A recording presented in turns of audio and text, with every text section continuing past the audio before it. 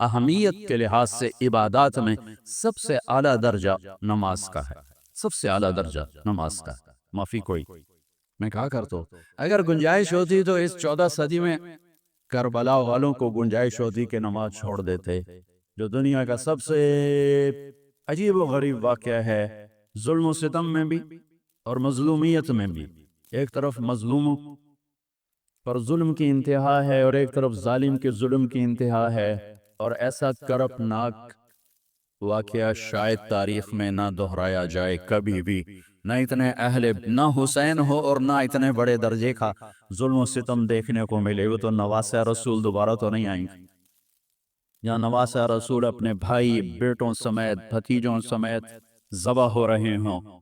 زمین آسمان نے کبھی یہ منظر دیکھا یا دیکھے گی؟ نماز کا وقت آیا، امام علی مقام نے زہیر ان کے ایک ساتھی تھے، ان سے کہا کہ شمر سے کہو ہمیں نماز پڑھنے تھے، نماز پڑھنے تھے۔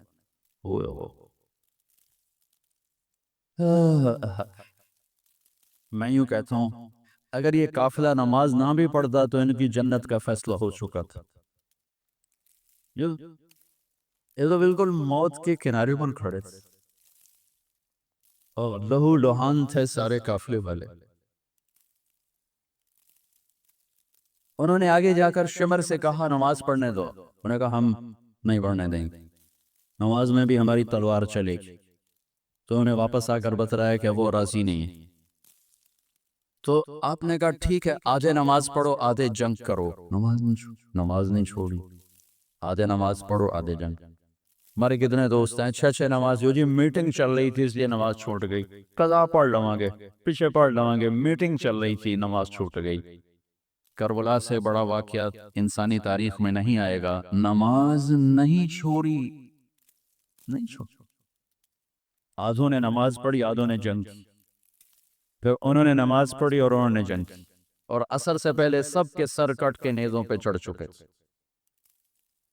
اور یہ وہ شہزادے تھے جن کو اللہ کے نبی نے کہا حسن اور حسین جنت کے نوجوانوں کے سردار، اور ان کو یہ سرداری اس شہادت کی وجہ سے نہیں مل رہی، ابھی ماں کی گود میں دودھ پیتے تھے جب اللہ کے نبی نے کہہ دیا تھا حسن اور حسین جنت کے نوجوانوں کے سردار ہیں، جن کے نام اللہ نے تجویز کیے۔ جب حسن پیدا ہوئے تو آپ نے حضرت علی سے پوچھا کیا نام رکھا ہے؟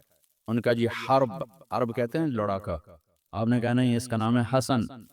پھر حسین پیدا ہوئے، آپ نے کہا کیا نام رکھا ہے؟ کہا جی حرب، کا نہیں اس کا نام ہے حسین۔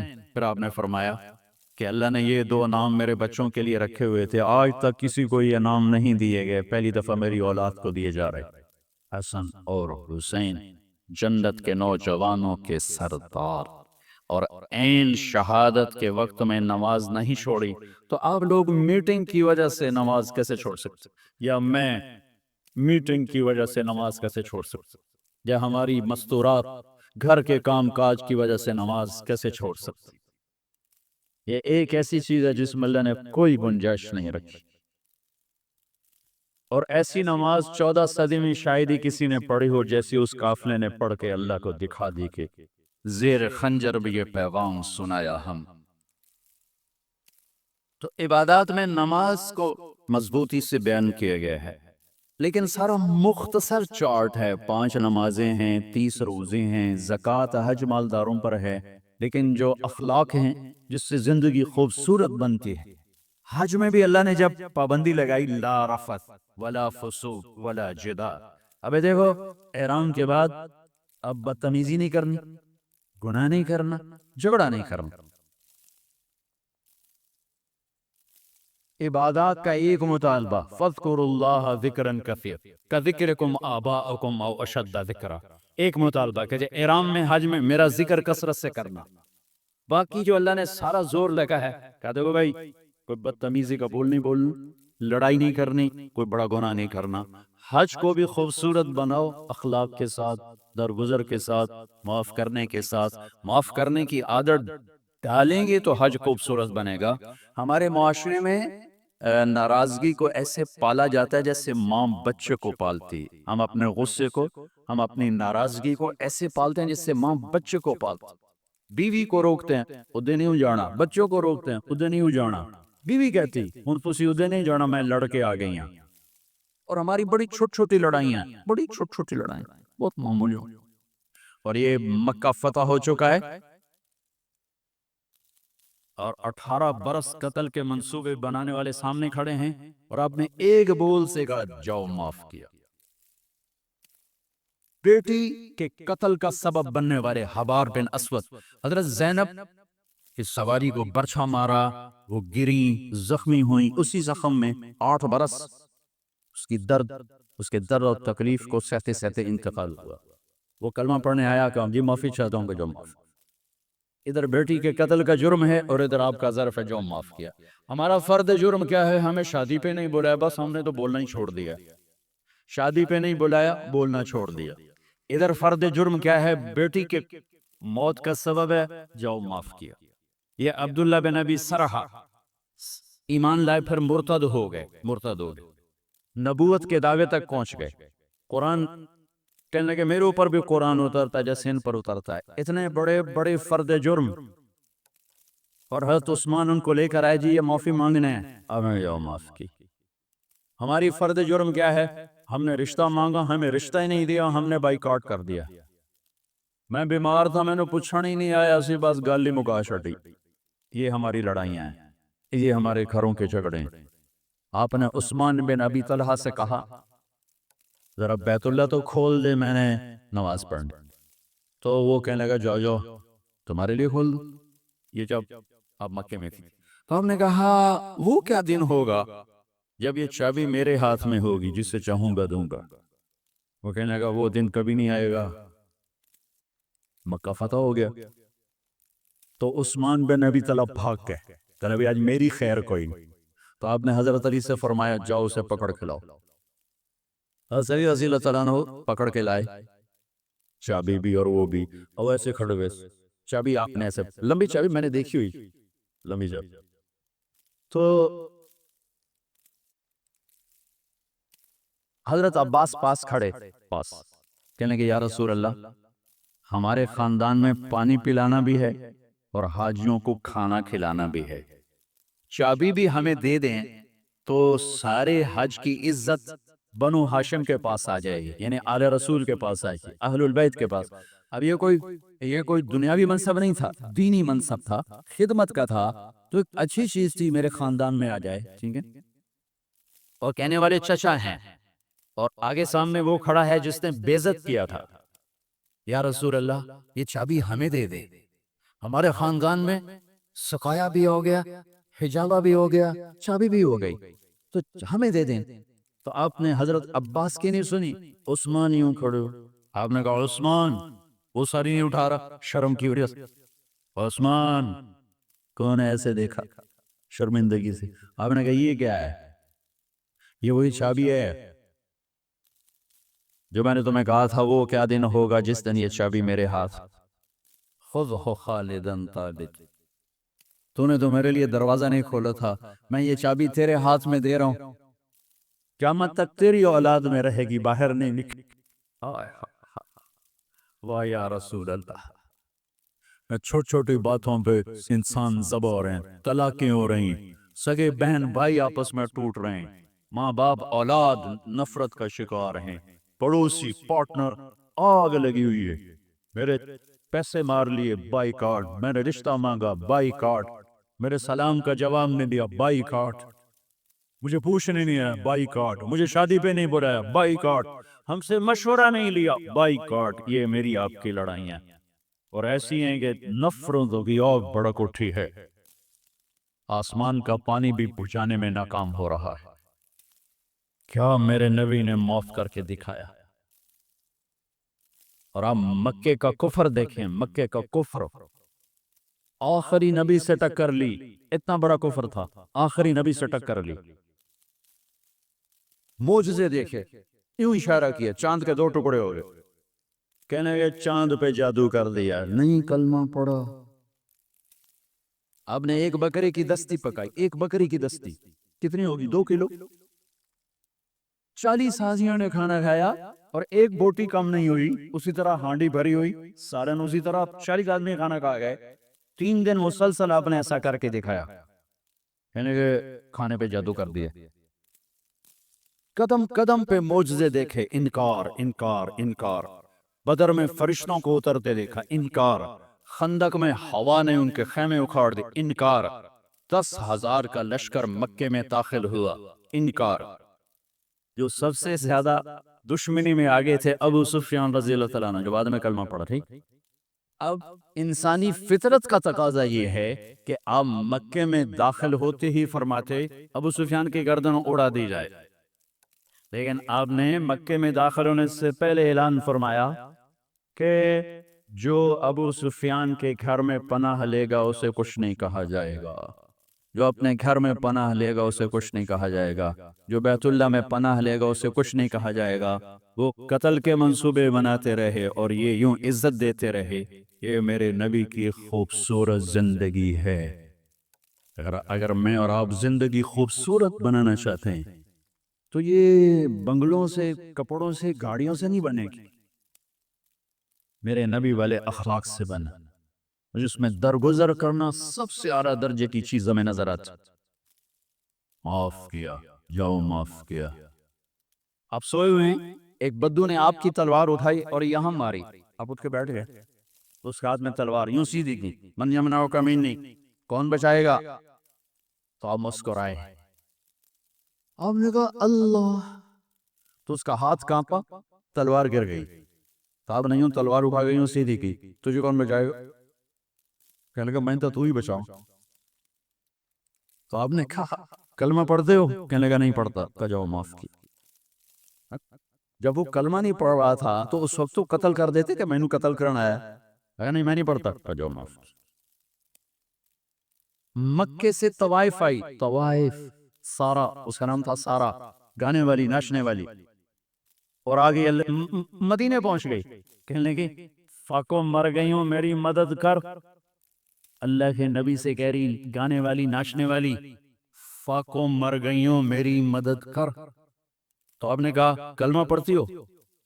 آپ نے کہا کلمہ پڑھتی ہو؟ کہنے لگا نہیں پڑھتی، نہیں پڑھتی، کفر، ناچنے والی، گانے والی، ٹھیک، کلمہ پڑھتی ہو؟ کہا نہیں پڑھتی۔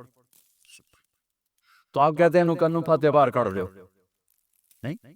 تو آپ نے کہا میں اپنی خاندان والوں سے کہتا ہوں اس عورت کی مدد کرو، اپنے خاندان، اپنے خاندان، میں اپنے خاندان سے کہتا ہوں اس عورت کو بھر دو۔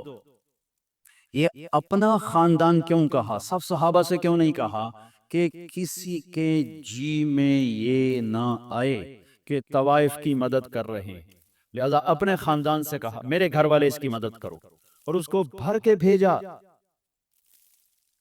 ہاں یہ میرے نبی کے اخلاق ہے۔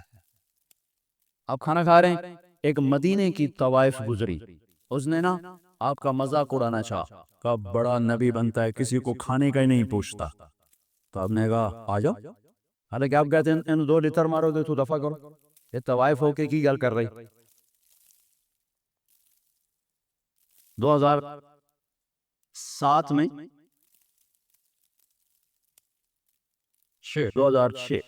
2006 میں نرگس میرے ساتھ حج پر تھی، لاہور کا گروپ تھا، اس کے ساتھ ہم گئے ہوئے تھے، اس کو تیار کیا تھا۔ تو عرفات والے دن وہ شام کو اس کا رو رو کے برا حال تھا، کیا پتا چلا کہ وہ میٹرس نہیں بچھاتے یہ لوگ جو حج ٹور والے ہوتے ہیں، وہاں 3-4 خواتین بیٹھی تھیں، وہ بھی جا کے بیٹھ گئی، تو انہوں نے اس کو طوائف اور رنڈی اور کیا کچھ کہہ کر وہاں سے اٹھا دیا اور بے عزت کیا، بہت زیادہ بے عزت کی۔ تو اس کو اتنی مشکل سے سمجھا بجھا کے اس کو نرم کیا۔ میں نے کہا میں اب کس کے سامنے رونا روں، یہ وہ جگہ ہے جہاں میرا اللہ کہتا ہے اتنے گناہ لے کر آؤ جتنے بارش کے قطرے ہیں معاف کر دو، اتنے لے کر آؤ جتنے ریت کے ذرے ہیں معاف کر دوں گا، اتنے لے کر آؤ جتنے درختوں کے پتے ہیں معاف کر دو۔ تو ایک طوائف کے پاس اتنے گناہ تو نہیں ہیں کہ وہ بارش کے قطروں سے زیادہ ہو جائیں، یا ریت کے ذروں سے بڑھ جائیں یا درختوں کے پتوں سے بڑھ جائیں. نہیں، نفرت نفرت نفرت. انسان نہیں سمجھتا. ایک ہوتا ہے پیسے کا تکبر، وہ بھی بڑا خوفناک ہے. ایک ہوتا ہے نیکی کا تکبر، یہ پیسے سے زیادہ خوفناک. میری گل ذرا کان کھول کے سنے آجے. ایک پیسے کا تکبر ہے، یہ بھی بڑی بھڑی شے ہے، لیکن نیکی کا تکبر اس سے بھی زیادہ ہوتا ہے.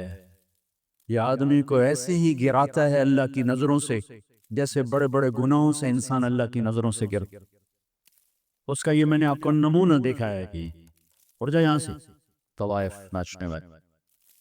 وہ تو توبہ کرنے گئی تھی وہاں، اور اس نے کی توبہ، گھر بیٹھ گئی. ہماری نفرتوں نے بڑے بڑے ہیرے ہم نے ضائع کر دی. نسیم بکی ایک اداکار ہے، اس کی والدہ فوت ہو گئی. میں اس کا جنازہ پڑھانے گیا تو سارے اداکار ہی تھے، 250-300. تو میں نے سب کو بٹھا لیا. عجب ان کے حلیے حال تھے. کس ماحول میں؟ ہر گناہ اس ماحول میں ہوتا ہے جس میں وہ ان کی زندگی گزر. ہر گناہ. میں نے ان سے کوئی 20-25 منٹ بات کی. میں نے اتنا کسی کو روتے نہیں دیکھا جتنا وہ نوجوان روئے. ہچ کیوں؟ میں نے تھوڑی اللہ کے نبی کی وفات بیان، حضرت علی مقام امام حسین کی تھوڑی سی سیرت بیان کی. ایک نوجوان ایسا تڑپ کے ہوتا تھا، اس نے مجھے، میں دیکھو میں اب رو رہا ہوں. اور جنازے کے بعد میں گاڑی میں بیٹھا، ریمنڈ تک میں روتا ہی گیا کہ کیسے کیسے ہیرے ہماری نفرتوں نے تباہ کر. کنجر کنجر کنجر، رنڈی طوائف طوائف. کون جسم کو بیچتی؟ کس نے گھنگرو بندھا پہنائے؟ کس نے اس کو جسم فروشی پہ مجبور کیا؟ یہ کوئی عورت کی فطرت تھوڑا ہی ہے کہ اپنا جسم بیچنے کے لیے منڈی میں آ جائے، اپنے جسم کی نمائش کے لیے گھنگرو باندھے. اے تم نچوانے والے میاں صاحب، سیر صاحب، چودھری صاحب، سردار صاحب، ان کی کلغی سفید رہی، اس کے ماتھے پہ طوائف کا داغ لگا، موت بھی نہ تو سکتی. میرا ضلع ملتان ہے. 1818 میں رنجیت سنگھ نے ملتان فتح کیا تھا، مظفر خان سے حکومت شہیر.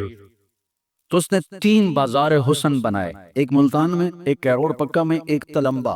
تلمبا میرا ہوم ٹاؤن ہے، میرے گاؤں سے 3 کلومیٹر. آج سے کوئی 10 سال پہلے میں نے وہاں، مجھے خیال آیا کہ یہ اگر قیامت کے دن انہوں نے گریبان پکڑ لیا کہ ساری دنیا میں تبلیغ کی اور ہمیں آگے نہ بتایا تو ہم تو مارے گئے. وہاں طوائفوں سے ملنا شروع کیا، ان کو کبھی گھر بلایا، کبھی ان کے پاس. جب پہلی دفعہ ان سے ملاقات ہوئی تو ہمارے ایک ساتھی نے کہا، بیٹیو ہم آپ پہ عزت کی چادر ڈالنے آئے. ایک چھوٹا سا جملہ، ایک جملہ، ہم آپ پہ عزت کی چادر ڈالنے آئے.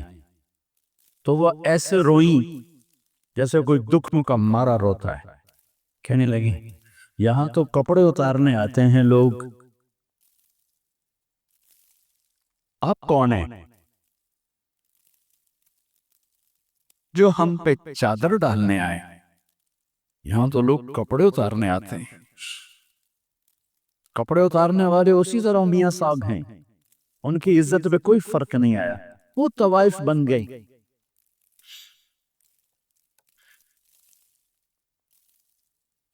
10 سال کی محنت کے بعد اللہ کے فضل سے وہ سارا محلہ ختم ہونے کو، کتنی بچیاں کی شادی ہو گئی، توبہ کر گئی. کتنیوں کے میں نے وظیفے لگا دیے کہ وہ کہی جب تک ہماری شادی نہیں ہوتی پھر ہمیں روٹی پانی کا انتظام کر دو. اور کتنوں کے پیغام آتے ہیں کہ جی کہیں ہماری شادی کروا دیں، ہم یہ گندا کام اب نہیں کرنا چاہتے. نفرت کرنا کون سا مشکل کام؟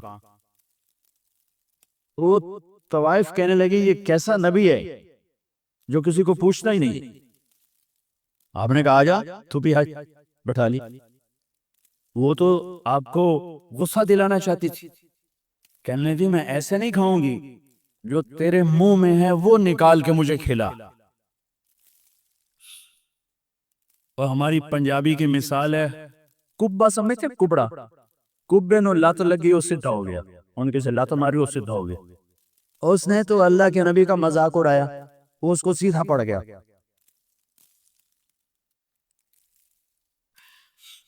جب اللہ کے نبی کا لعاب اس کے منہ میں گئی، جب گیا تو کیا ہونا تھا، جو ہی آپ کے منہ کا نوالا اس کے منہ میں گیا، اس نے وہیں کلمہ پڑھ لیا اور مدینے کی حیادار پاک دامن عورت بنا۔ میرے بھائی بہنوں، زندگی کی خوبصورتی حج سے نہیں ہوگی، نماز سے نہیں ہوگی، روزے سے نہیں ہوگی، ذکر و تلاوت سے نہیں ہوگی، ہاں یہ ہماری فاؤنڈیشن ہے، ہماری بنیاد بنے گی، بنیاد، بنیاد کے بغیر عمارت نہیں بنتی۔ اگر زندگی کو خوبصورت بنانا ہے، اس میں حج بھی ایک عمل ہے، تو اپنے اخلاق خوبصورت، نبی والے اخلاق سیکھیں۔ آپ کا گھر خوبصورت، آپ کا زندگی کا سفر خوبصورت، آپ کی اولاد آپ سے خوش، آپ اپنی اولاد سے، آپ کی بیوی آپ کو دعائیں دے گی، آپ اپنی بیوی کو دعائیں دیں گے۔ اگر نبی والے اخلاق زندہ ہو جائیں تو ساری زندگی میں بہار آ جائے، بہار آ جائے۔ محل میں رہ کر بھی مزہ ہے، جھونپڑے میں رہ کر بھی مزہ، کیونکہ زندگی احساسات کو کہتے ہیں، کپڑوں زیور کو زندگی نہیں کہتے۔ جب احساسات ٹوٹتے ہیں پھر کوئی چیز خوش نہیں کرتی۔ 100 بار چمن مہکا، 100 بار بہار آئی، دنیا کی وہی رونق، دل کی وہی تنہائی، دنیا کی محفلوں سے اکتا گیا ہوں یا رب، کیا لطف انجمن کا جب دل ہی بجھ گیا۔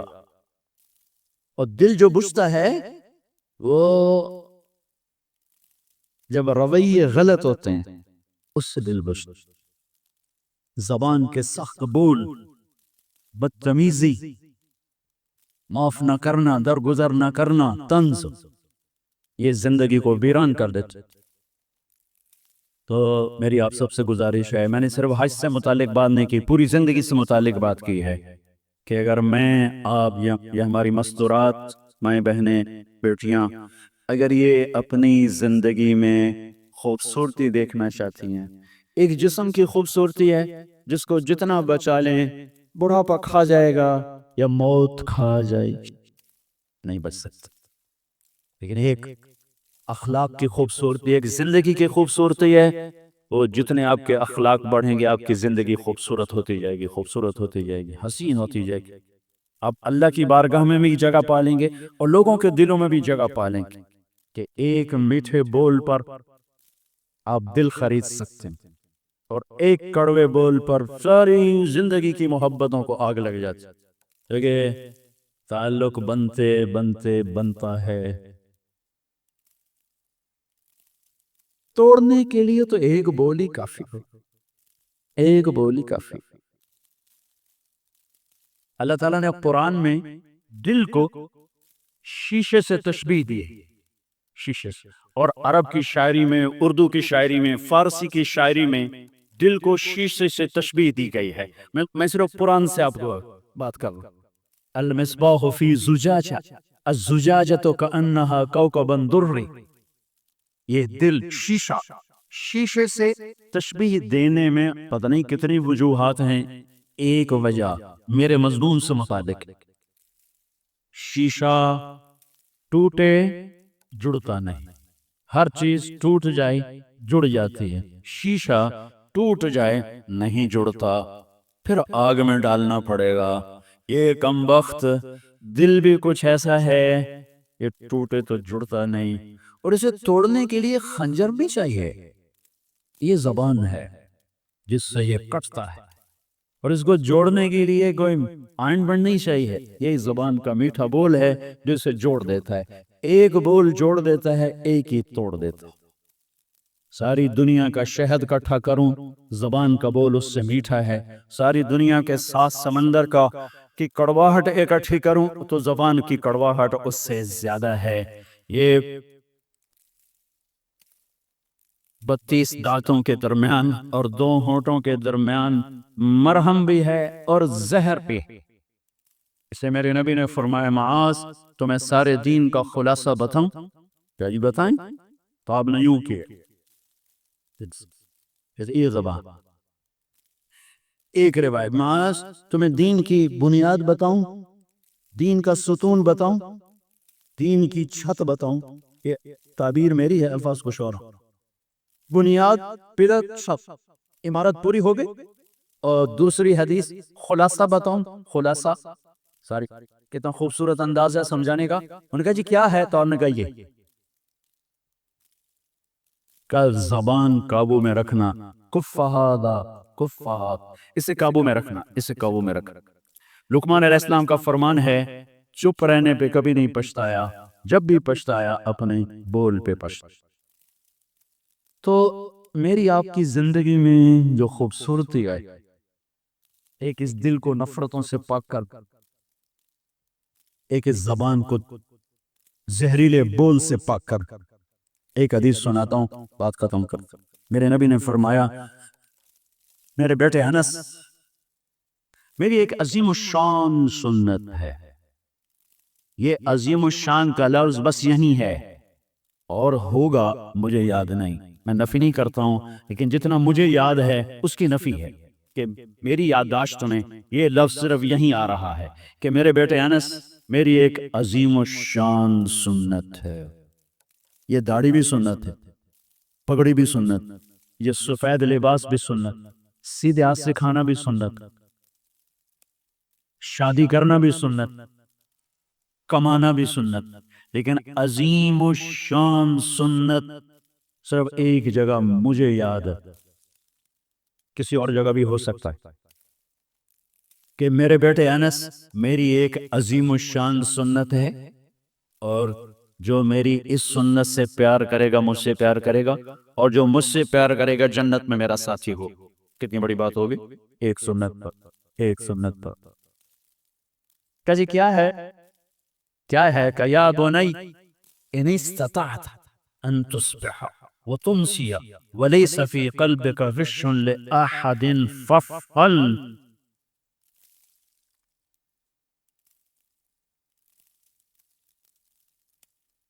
میرے بیٹے انس تمہیں ایک عظیم الشان سنت بتاتا ہوں، زندگی بھر ساری زندگی ایک کام کرتے رہنا، ایک کام ساری زندگی، جوانی میں، بڑھاپے میں، بیماری میں، صحت میں، دن میں، رات میں، سردی میں، گرمی میں، سفر حضر میں، ایک کام کر، ایک میری سنت پہ عمل کر۔ اس دل میں کسی کی نفرت نہ پاؤ، کسی سے نفرت نہ کر۔ لے احد مسلم نہیں کہا، مومن نہیں کہا کہ کسی مسلمان سے نفرت نہ کرنا، لے احد، اس وقت 7 ارب انسان ہیں دنیا میں، اور میرے نبی فرما رہے ہیں کسی سے نفرت نہ کر، کسی سے بغض نہ رکھنا، کسی کا کھوٹ دل میں نہ رکھنا۔ یہ میری وہ سنت ہے جو اس سے پیار کرے گا مجھ سے پیار کرے گا، جو مجھ سے پیار کرے گا جنت میں میرا ساتھی۔ بھائی بہنوں، ہم کپڑے پہنتے ہیں صاف ستھرے پہن کر آئے نا، آپ کو میں بھی ابھی بدل کے آیا ہوں، آپ بھی بدل کے ہیں کہ داغ لگا ہوا نہ خود اچھا لگتا ہے نہ لوگوں کو اچھا لگتا ہے۔ تو نفرت یہ وہ دل کا داغ ہے جو اللہ کو پسند نہیں ہے، صاف کرتے ہیں۔ تو ہم کھانا کھاتے ہوگے آگے نیپکن رکھتے ہیں اور آستینے چڑھا کے بیٹھتے ہیں کہ کہیں آستینوں پہ نہ کوئی سالن لگ جائے، اور آگے یہ پہلے اگلے رکھ کے توڑے واسطے روٹی کھواؤں گی نا، روٹی ہے دیکھو نا توڑے واسطے پہلے سامتے رکھے ہیں وہ تھوڑے چولے نہ میلے ہو جائے، نہیں تو میرا اللہ یہی کہتا ہے ذرا اس کو بھی سانپ کے رکھ، اس پہ داغ نہ لگنے دے نفرت کا۔ مجھے اچھا نہیں لگتا، نہ میرے نبی کو اچھا لگتا ہے، نہ میرے رب کو اچھا لگتا ہے کہ میں کسی سے نفرت کروں۔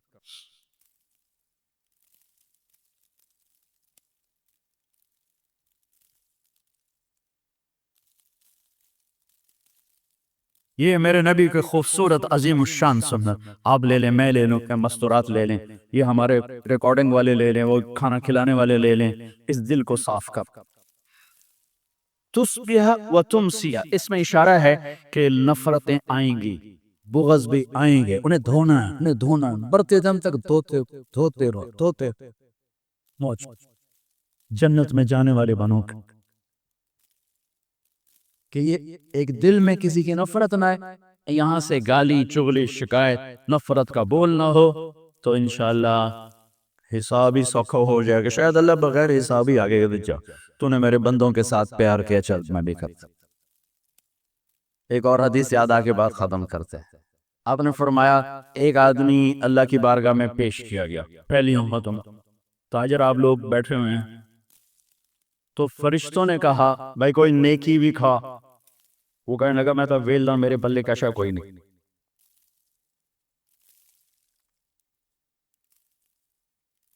وہ ایک ہمارا بچہ، وہ لارنس کالج ہے نا، وہ مری والا، اس میں اس کے داخلے کا تھا، تو کسی نے اس کی سفارش کے لیے کہا، تو وہ اس کے وہ وہاں جو تھا نا وہ ٹیسٹ لیتے ہیں، تو انہوں نے کہا جی جو کوئی شاید لکھ دا پھر تو کوئی سفارش توڑی مان لے، تو لکھیے ہی کچھ نہیں، ویلا پرچہ وہ توڑی کی سفارش منی، پرچہ ہی سارا ویلا، ایک لفظ نہیں لکھا تو کیا سفارش قبول کر. وہ کہے گا جی میرا تو پیپر ہی ویلا ہے، میرے تو پلے ہی شاید کچھ نہیں. وہ کہیں گے کوئی یاد کر، وہ کہے گا میں تجارت کرتا تھا، جس سے لینے ہوتے تھے پیسے، اگر وہ نہیں دیتا تھا ٹائم پر تو تنگ نہیں کرتا تھا، اور اگر دینے کی طاقت نہیں رہتی تھی تو معاف کر دیتا تھا. وہ اس کو پکڑ کے اللہ کے سامنے پیش کیا، کہیں گے اللہ یہ بندہ ہے، آپ اس کی سن لیں. تو اللہ تعالیٰ فرمائیں گے ہاں بھائی کیا کہ یا اللہ تیرے فرشتے پوچھ رہے تھے تیرے پلے کوئی شے ہے، تو میں نے کہا میرے پاس تو کچھ بھی نہیں ہے. پھر میں نے یاد کیا تو یہ ایک نیکی یاد آئی کہ تجارت کرتا تھا، جس سے لینا ہوتا تھا وہ عام طور پہ موقع پہ نہیں دیتے تھے تو میں ان کو تنگ نہیں کرتا تھا، اور جو دینے کے قابل نہیں رہتے تھے ان کو معاف کر دیتا تھا.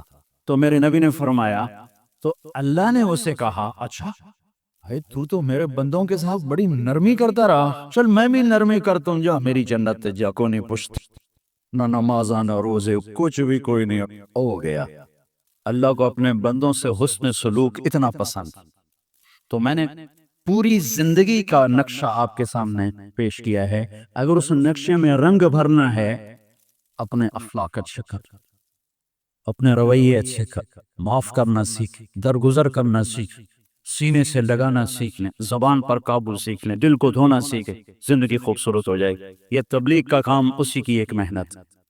میں آپ سے زیادہ نہیں کہتا، آپ ہر مہینے 3 دن لگایا کریں تبلیغ میں، آپ کو پوری زندگی میں انقلاب محسوس ہو اور پوری زندگی کا رخ اللہ کی طرف پھر جائے گا.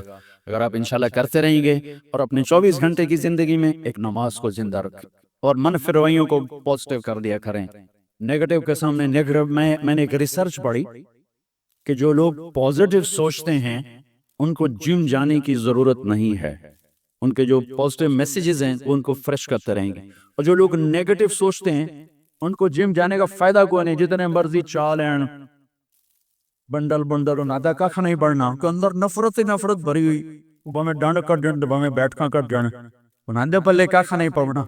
وہ اندر سے نفرت نکالیں گے تو کچھ جا کر پوزیٹیو نظام چلے گا. تو بھائیو پوزیٹیو سوچیں، مثبت سوچیں، مثبت بولیں، معاف کرنا سیکھیں، اللہ بھی معاف کرے گا. لوگوں کے عیب چھپانا سیکھیں. ہم میں کون ہے جو پاکیزگی کا دعویٰ کرے یا قسم اٹھائے؟ نفس و شیطان کے مارے ہوئے ہیں، اس کی مہربانی ہے، اس نے ستاری کی چادر ڈالی ہوئی ہے تو ایک دوسرے کے سامنے بیٹھے ہیں. ہمارے پردے اٹھا، شاید ہر کوئی اپنے آپ کا گلا گھونٹ کے مر جائے، اس کا کرم ہے. اگر اس جہان میں اپنے عیب چھپانا چاہتے ہو تو لوگوں کے عیب چھپائے. السلام علیکم ورحمۃ اللہ وبرکاتہ. الحمدللہ الذی رفع السماء بقدرته ودحى الارض بمشیته وخلق الخلائق بإرادته واستوى على العرش كما يليق بجلاله وأشهد أن لا إله إلا الله وحده لا شريك له وأشهد أن سيدنا ومولانا محمدا عبده ورسوله. أما بعد، جناب محترم چیف جسٹس صاحب، میں نے ترتیب بدلی ہے، وزیر اعظم صاحب آپ کو دوسرے نمبر پہ لیا ہے کہ آپ کو اللہ پہلے نمبر پہ رکھتا ہے، میں نے بھی پہلے نمبر پہ رکھا ہے۔ اور جناب وزیر صاحب، انسان کی تخلیق دنیا کا سب سے عظیم پروجیکٹ ہے، سب سے عظیم۔ جب اللہ اس کائنات کا پروجیکٹ پیش کرتا ہے تو یوں کہتا ہے ان ربکم اللہ الذی خلق السماوات والارض فی 6 ایام ثم استوى على العرش یغشی اللیل النہار یطلبہ حثیثا والشمس والقمر والنجوم مسخرات بأمرہ۔ یہ چند الفاظ میں اللہ نے پورے کائناتی پروجیکٹ کو جو ہمارے سامنے رکھ دیا ہے، پورا نقشہ بنا کے کہ زمین سے لے کر آسمان تک جو کچھ ہے تیرے اللہ نے کیسے بنایا، یہ اس آیات کا خلاصہ ہے۔ پھر آخر میں اپنی حکومت جیتا الا لہ الخلق والامر، خالق بھی اللہ ہے اور مالک بھی اللہ ہے۔ پھر آگے اپنا تعارف کراتا فتبارک اللہ رب العالمین، کہ برکت والا ہے کائنات کا مالک اور رب۔ اور جب اللہ صرف ایک انسانی پروجیکٹ کو بیان کرتا ہے تو اپنا تعارف اور طرح سے کراتا ہے، وہ پیش کرتا ہوں۔ صرف ایک انسان کی پیدائش، یہاں آسمان سے زمین، سورج، چاند، ستارے، سیارے کا میں رب العالمین ہوں۔ لیکن جب آپ صرف انسان کہے گا وَلَقَدْ خَلَقْنَا الْإِنسَانَ مِنْ سُلَالَةٍ مِنْ طِينٍ، مٹی سے نکالا، ثم جعلناہ نطفۃ فی قرار مکین، پھر ماں کے پیٹ میں ٹھہرایا پانی بنا کے، ثم خلقنا النطفۃ علقہ، پھر اسے ایک جونک بنایا، فخلقنا العلقۃ مضغہ، پھر اسے ایک لوتھڑا بنایا، فخلقنا المضغۃ عظاما، پھر اس میں ہڈیوں کو پرویا، فکسونا العظام لحما، پھر اس پر گوشت کو چڑھایا، ثم انشأناہ خلقا آخر، پھر یہ شکل عطا فرمائی۔ کہاں فی ظلمات ثلاث، 3 اندھیروں میں، یصورکم فی بطون امہاتکم خلقا من بعد خلق فی ظلمات ثلاث، 3 اندھیروں میں تمہارا رب تمہیں بناتا ہے۔ اب اپنا تعارف کراتا ہے فتبارک اللہ احسن الخالق، کیا کہنے تیرے رب کے جو سب سے خوبصورت بنانے والا ہے۔ یہ تو قرآن ہو گیا، اب تھوڑا سا حدیث سے بتانا چاہوں گا کہ انسان کتنا عظیم پروجیکٹ ہے اور اس کے ساتھ کتنی عجیب اس بیچارے کو صورتحال سے گزرنا پڑ رہا ہے۔ یا ابن آدم جعلت لک قرارا فی بطن امک، میرے بندے ماں کے پیٹ میں ٹھکانہ میں نے دیا۔ وحولت وجہک الی ظہر لئلا تضرک رائحۃ الطعام، اور تیرے سسٹم اور تیری ماں کے پیٹ کے سسٹم کو جدا کر لیا تاکہ ماں کے پیٹ میں جو غلاظت جمع ہوتی ہے اس کی بدبو تجھے پریشان نہ کرے۔ وعلمتک الجلوس فی بطن امک فہل یقدر علی ذلک احد غیری، اور تجھے ماں کے پیٹ میں نے بیٹھنا، کھیلنا، چلنا، حرکت کرنا سکھایا، کیا تیرے رب کے سوا کوئی اور بھی یہ کر سکتا ہے؟ فلما ان تمت مدت اشہرک، جب تیرا دنیا میں آنے کا وقت آیا، اوحیت الی الملک الموکل بالارحام، ایک فرشتے کو بھیجا، فاخرجک علی ریشۃ من جناحہ، اس فرشتے نے پر پھیلائے اور اللہ تجھے ماں کے پیٹ سے لایا، خلقہ فقدرہ ثم السبیل یسرہ، کہ پھر تیرے رب نے تیرے آنے کا راستہ آسان کیا، اور جب تو آیا تو فرشتے کے پر پہ آیا، جب تو آیا تو لا لک سن تقطع، تیرے منہ میں دانت نہیں کاٹ سکے، ولا لک ید تبطش، تیرے ہاتھ میں طاقت نہیں تو پکڑ سکے، ولا لک رجل تمشی، تیرے پاؤں میں جان نہیں تو چل سکے۔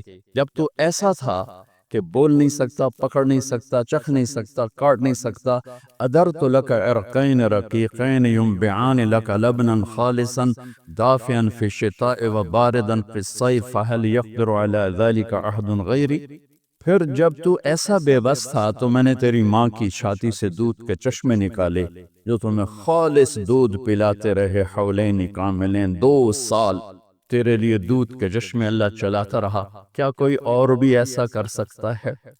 فلما ترعرعت، اب آگے ایک چھوٹا سا گلہ سن لیں اللہ تعالیٰ کا، فلما ترعرعت، جب تو ایسے ایسے چلنے لگا، واشتد عضدک، اور تیرے بازو مضبوط ہو گئے، واشتد ازرک، تیری چھاتی بھی پھیل گئی، تو میرے سامنے جھکنے کی بجائے بارستنی بالمعاصی یا عبد سو، تو میرے ہی خلاف کھڑا ہو گیا اور مجھے ہی للکارنے لگا۔ ہکذا جزاء من احسن الیک، جو اچھا کرے اس کے ساتھ یہ کیا جاتا ہے۔ مع ذالک، اس سب کے باوجود، ان سألتنی اعطیتک وان استغفرتنی غفرت لک، تو جب ہاتھ اٹھائے گا میں تیری پوری کروں گا، تو جب مانگے گا میں تمہیں دوں گا، اور جب معافی مانگنے آئے گا سارے ہی معاف کروں گا۔ اور تو ساری دھرتی آسمان زمین کو بھر دے گناہوں سے، لو بلغت ذنوبک عنان السماء، اتنے گناہ کر کے آسمان کی چھت کو لگا دے، پھر صرف ایک دفعہ آدھی زبان سے کہنا یا اللہ معاف کر، تو غفرت لک ولا ابالی، میں تیرے سارے معاف کروں گا اور مجھے کوئی پوچھنے والا نہیں ہے۔ اب میں یہ بتانا چاہتا ہوں کہ اتنے بڑے پروجیکٹ کو پاکستان میں کن بنیادوں پہ پیدا کیا جا رہا ہے؟ یہ بچہ پیدا نہ ہویا تو سس مینو کی آکھے گی۔ اتنا بڑا پروجیکٹ ہے، اگر میں غلط کہوں تو مجھے وہیں ٹوک دیں۔ یہ میرا بیٹا بیٹی پیدا ہوئی تو میری تو سس سے مینو نہیں چھڑنا۔ سال گزر گیا ہے، بچے کے عنوان نہیں، اب ساس کے شروع گئے تو ہے ہی، شروع تو یہ ہو جائے ان تو ہونا ہی کوئی نہیں۔ اب میاں بیوی پریشان ہو رہے ہیں، بچہ پیدا، کتنے بڑے پروجیکٹ کو پیدا کرنے کا سبب حضرت کہ سس کی آنکھیں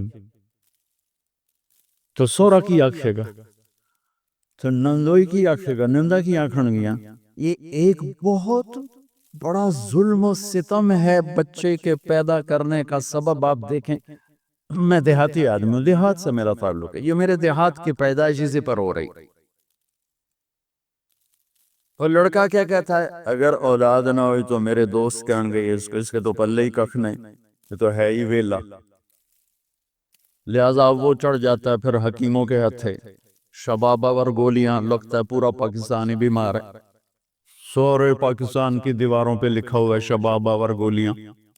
تو دوسرا سبب کیا ہے جو میں دیہات کو بتا رہا ہوں، میں دیہاتی ہوں، کہ 5 پتر ہو گئے نا بس مینوں پھر کوئی پرواہ نہیں، کما کے لے آون گے مینوں کھواون گے۔ مزدور آدمی، غریب آدمی، اسے کوئی پریشانی نہیں ہے کہ بچے 2 یا 6 یا 50، وہ مطلب جتنے زیادہ اتنے ہی ٹھیک ہے، کیونکہ میری مزدوری بنے گی اور میرا گھر چلے گا۔ تو وہ کہتا ہے جتنے آ جائیں اتنے مزدور، 5 بچے 5 مزدور، 10 بچے 10 مزدور۔ ابھی چند دن پہلے ایک ہمارے گاؤں کے 10 بچے ہو گئے آدمی کے، میں نے کہا اپنی بیوی دا آپریشن کرا، اگر جو آدھی میں نہیں کریں دی تو اپنا کرا۔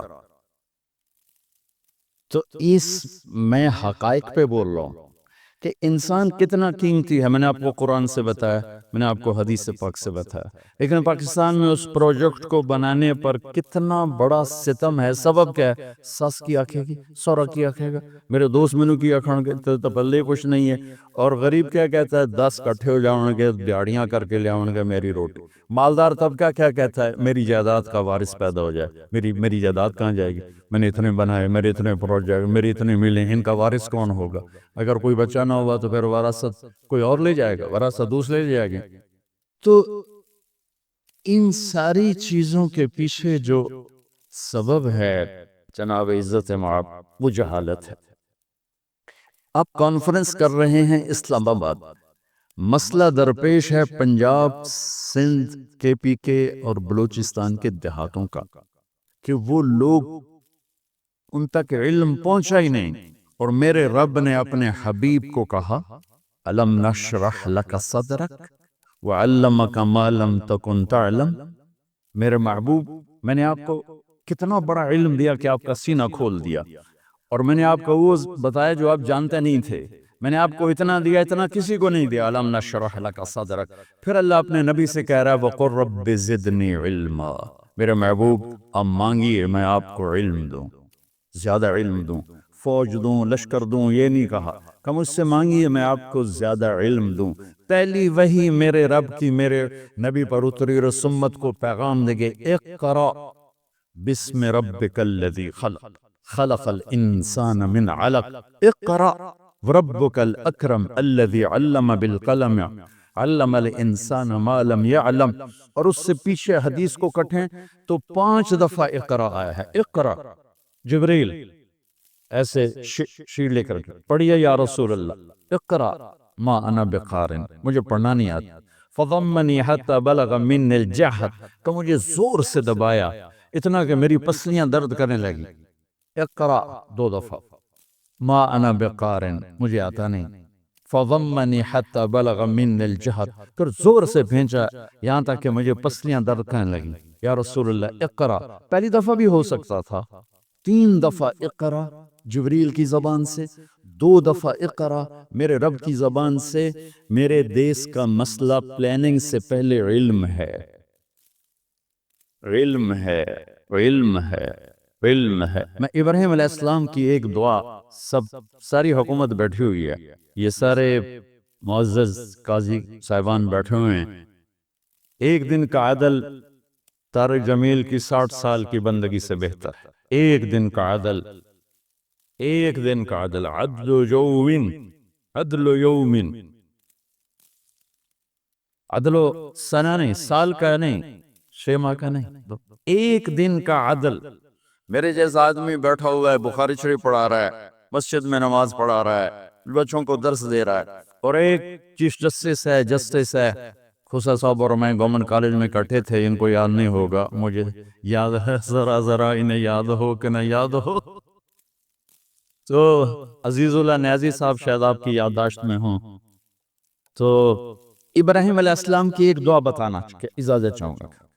ابراہیم علیہ السلام نے جب مکے کی بنیاد رکھی تو 3 دعائیں مانگی.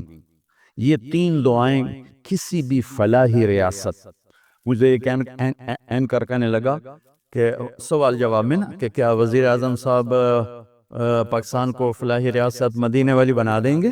میں نے کہا بنانے والا تو اللہ ہے، ہم تو تنکا بھی نہیں اٹھا سکتے اپنی طاقت سے. ہاں حکمران کی نیت کا اثر ضرور پڑتا ہے. اگر اور یہ پہلا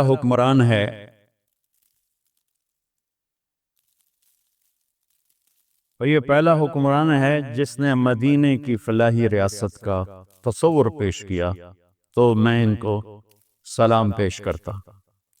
تو اب کرے گا تو اللہ، چونکہ مولانا روم نے ایک حکایت لکھی ہے کہ بادشاہ شکار کو نکلا، راستہ بھٹکا تو باغ میں پہنچا، پیاس لگی تھی تو مالی سے کہا انار کا باغ تھا بھائی جوس پلا دے. اس نے ایسے نچوڑا ایک انار تو پورا گلاس بھر گیا.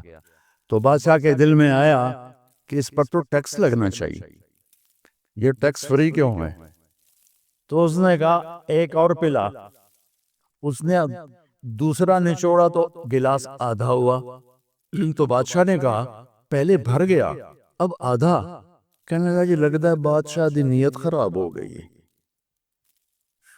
تو بادشاہ نے دل میں کہا یا اللہ میری توبہ، میں نے ٹیکس لگا تھا. کہا بھئی ایک اور پلا.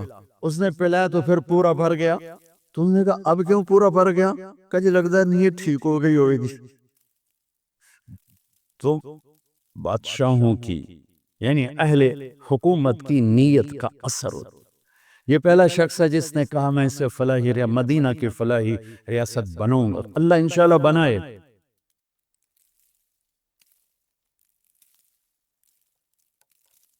ہم یہ کیوں کہیں کہ نہیں ہو سکتا؟ کیوں نہیں ہو سکتا؟ انما امرہ اذا اراد شیئا ان یقول له کن فیکون. فسبحان الذی بیدہ ملکوت کل شیء والیہ ترجعون. جب کرنا اللہ نے ہے تو طارق جمیل کیا اور عمران خان کیا، نیت ہماری دیکھے گا، ہمارا جذبہ دیکھے گا. تو میں ابراہیم علیہ السلام کی دعا میں 3 بنیادیں ہیں، ان 3 بنیادوں کو اٹھایا جائے گا تو یہ ذیلی مسئلے خود بخود حل ہوتے چلے جائیں گے.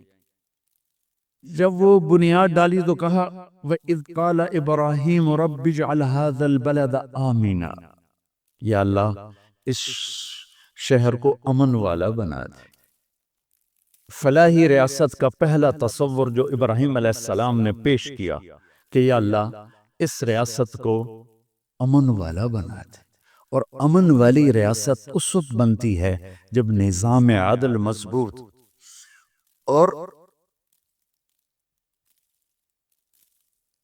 اور پولیس مضبوط ہو. پولیس پر سیاسی لوگوں کا جب تک تسلط رہے گا نظام لوگوں کو انصاف نہیں مل سکتا. اور قانون آپ کے جج حضرات سے سنا ہے کہ ہمارا قانون بہت کمزور ہے، بہت کم سالوں گزر جاتے ہیں ایک کیس کا فیصلہ ہوتے ہوئے. اس میں کیا کرنا چاہیے؟ یہ سارے فاضل جج صاحبان یہ بہت بڑی ہمارے پاس اللہ کی نعمت ہیں، ان کے ذمہ جو کام نہیں وہ بھی کرتے رہتے ہیں. سبحان اللہ. سلام ہے. تو پہلی بات کہ یا اللہ اس بستی کو امن والی بستی بنا. دوسری بات وَارْزُقْهُم مِّنَ الثَّمَرَاتِ لَعَلَّهُمْ يَشْكُرُونَ. یا اللہ اس ملک والوں کو، اس دیس والوں کو پھل کھلا، روٹی نہیں آکھیا، پھل.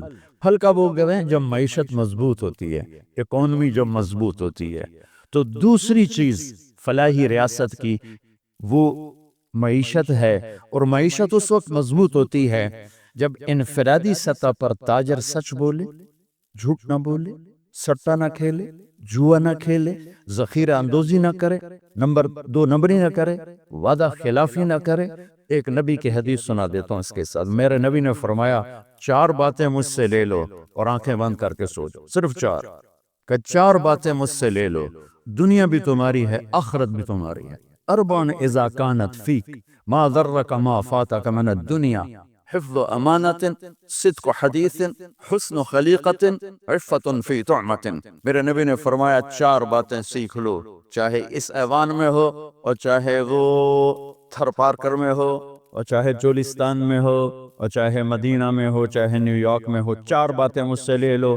حفظ و امانت، کبھی کسی کو دھوکہ نہ دینا، سبحان، دیانتداری. صدق و حدیث، ہمیشہ سچ بولنا، جھوٹ نہ بولنا. حسن و خلیقت، اخلاق اچھے رکھنا، بد اخلاق نہ ہونا. عفت فی طعمت، رزق حلال کمانا، حرام نہ کمانا.